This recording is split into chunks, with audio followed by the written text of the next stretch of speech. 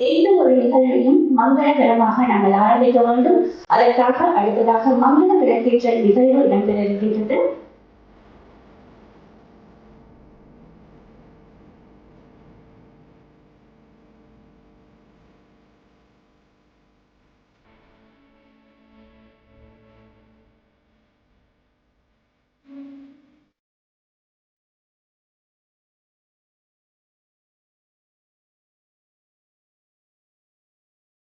அடுத்ததாக பொன்னாடை போட்டி மாலை அணிவிக்கும் நிகழ்வு செய்கிறது.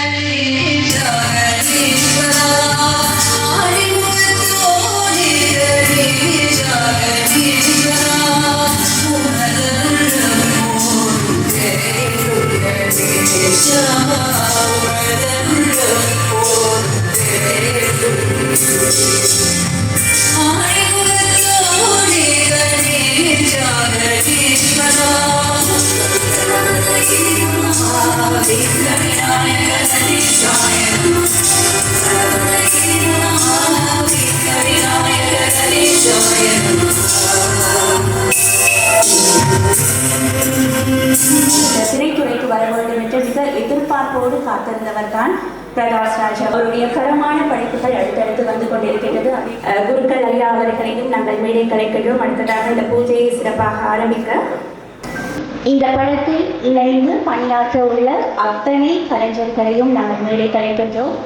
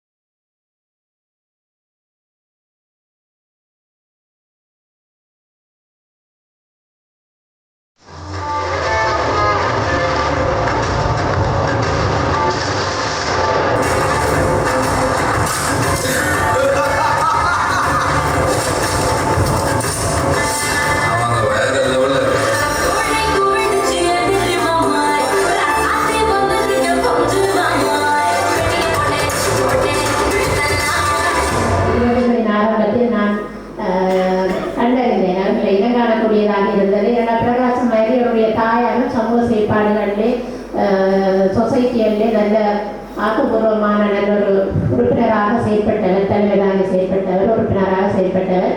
அந்த வகையிலே பிரகாஷ் ஒரு பிரிவினுடைய ஒரு கலைஞராக காணப்பட்ட இப்போது அவர் ஒரு முழு திரைப்படத்தை ஏற்கனவே எடுத்திருக்கிறார். முழு திரைப்பட தயாரிப்பாளர் இயக்குநராக ஒரு தயாரிப்பாளராக வந்திருக்கிறார் என்றது ஒரு வெளியே மிகவும் பெருமைப்படக்கூடிய விஷயம்.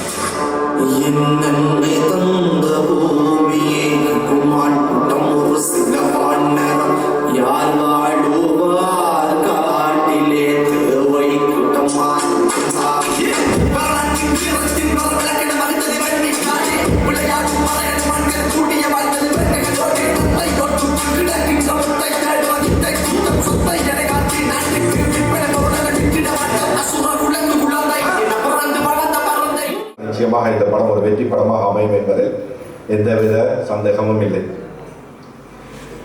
சமீப 2-3 நாளைக்கு முதல் ஒரு நண்பர் மதிசுதா நினைக்கிறேன் அவருடைய புத்தகத்தில் ஒரு பதிவை இட்டிருந்த இந்த ஆண்டு ஏராளமான ஈழத்த சினிமா படைப்புகள் வெளிவர இருக்கிறது என்று சொல்லி ஒரு பட்டியலிட்டு ஏராளமாக கிட்டத்தட்ட 25 படத்தை கிட்ட போட்டிருந்தேன். உண்மையிலே எங்களுடைய சினிமா வளர்கிறது என்கிறதை நினைக்கின்ற பொழுது பெருமையாக இருக்கிறது. தொடர்ச்சியாக ஈழத்தமிழ் படைப்புகள் ஆக்கப்பூர்வமாக நிறைய உள்ளூர் கலைஞர்கள் வெளியூர் கலைஞர்கள் இணைந்து சர்வதேச தரத்துக்கான படங்களாக மாறிக்கொண்டு வருகின்ற வாய்ப்புகள் தென்படுகின்றன. ஆரோக்கியமாக இருக்கிறது, சந்தோஷமாக இருக்கிறது. எந்த தொழில்நுட்ப இல்லாத காலத்திலும் கூட பிரகாஷ் ராஜ் அவர்கள் அவரது வெற்றி பயணத்தை இன்று மென்மேலும் முன்னோக்கி நகர்த்தி இருக்கிறார்கள் என்று திடமாக தெரிகிறது. நாங்கள் 10 ஆண்டுகளுக்கு முன் அதுக்கு ஈழத்து கலைஞர்களை மீட்டி பார்க்கும்போது இன்று நாங்கள் முன்னோக்கி நகர்ந்திருக்கின்றோம். எமது பிரதேச இளைஞர்களும் அதுக்கு நலன் விரிமைகளும் முன்னோக்கி நகர்ந்திருக்கிறார்கள் என்று தான் கூற வேண்டும். அந்த வகையில் நாங்கள் பார்க்கும்போது தெரிகிறது, இப்போது அதிகளவான படங்கள் இங்கே வெளிவருகின்றன. அந்த வகையில் இந்த பட விழாவில் கலந்து கொண்டதற்கு நான் பெருமகிழ்ச்சி அடைகிறேன். இதயத்திலிருந்து இந்த படம் தயாரிக்கின்ற குழுவினர்களுக்கும் ஏனைய படங்களை தயாரிக்கின்ற அனைவருக்கும் வாழ்த்துகின்றோம். குறிப்பாக போர் முடிந்து 10 வருடங்களின் பின்னர் ஒரு மீளெழுச்சியாக என்னுடைய ஈழ சினிமா வளர்ச்சி அடைய தொடங்கியது. இங்கே இருக்கக்கூடிய பல்வேறு வகையான ஈழ கலைஞர்கள், திரைப்பட நடிகர்கள், நாடக நடிகர்கள், கவிஞர்கள், எழுத்தாளர்கள் என பல்வேறு கலைஞர்கள் உதயமாக்கிக் கொண்டிருந்தார்கள். அந்த கலைஞர்களிடையே ஈழம் சார்ந்த கதைகளும் உலகு சார்ந்த கதைகளும் எழுச்சி அடைந்து தென்னிந்திய சினிமா திரைப்படங்களுக்கு நிகரான ஒரு வளர்ச்சியை அடைந்திருக்கின்றது. அப்பொழுது 10 தீயும் பகையும் என்னது சொல்ல வர நான் நிறைய தரம் யோசித்துக் கொண்டிருக்கிறேன். இந்த யோசனை ஒரு தூண்டலை ஏற்படுத்தும் இந்த படத்தை பார்க்க வேண்டும் என்று.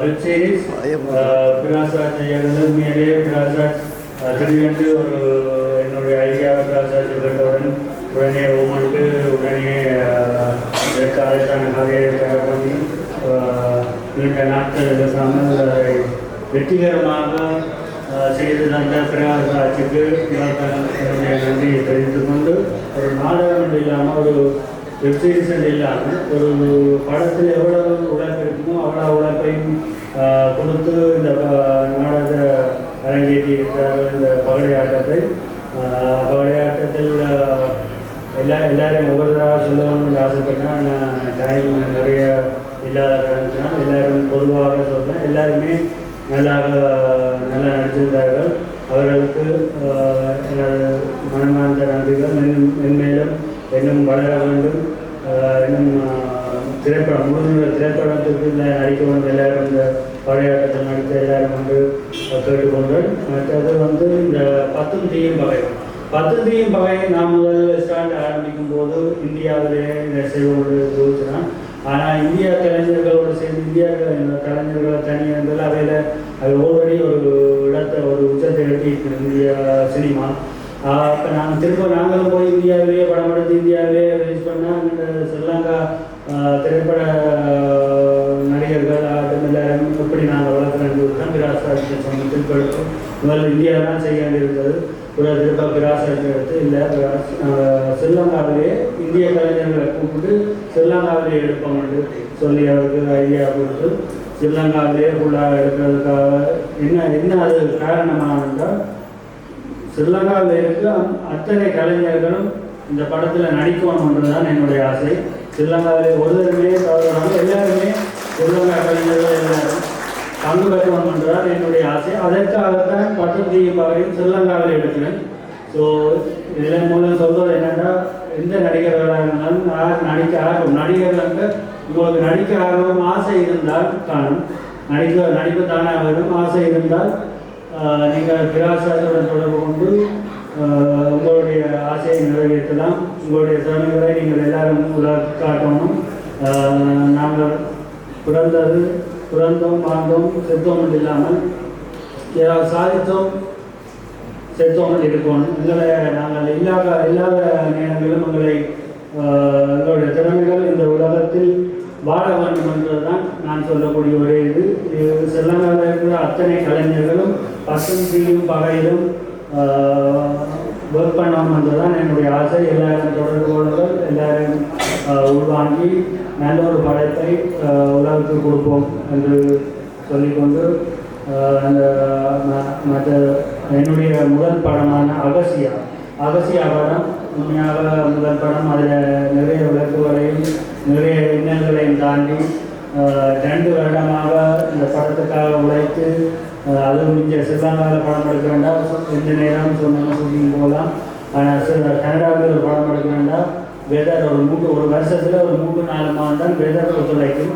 அந்த 3-4 மாதத்தில் வேலைக்கு போகிறவங்க ஒரு பக்கம் எல்லாரும் வேலையில் நிப்பாட்டி வேலைக்கு போன சம்பளம் கொடுத்து அப்படியெல்லாம் முன்னப்பாட்டு தான் இந்த படத்தை எடுத்து இந்த 2 வருஷமாக அதற்காக பாடுபட்டு இப்போது ஒரு வழியாக திரைக்கு வர இருக்கிறது. எல்லாரும் இந்த படத்தை இதில் பார்க்காமல் எல்லாரும் போய் தியேட்டரில் பார்த்து படத்துக்கு சப்போர்ட் பண்ணுங்க. நீங்கள் உங்களுடைய சப்போர்ட்டு தான் நீங்கள் கொடுக்குற சப்போர்ட்டு தான் அடுத்த படைப்புகளை நாங்கள் உங்களுக்கு கொடுக்க முடியும். ஸோ எல்லோரும் போய் தியேட்டரில் பாருங்க. எல்லா தியேட்டர்லையும் போய் பார்த்து எங்களுக்கு ஒரு மார்ச் 20ஆம் தேதி ஒரு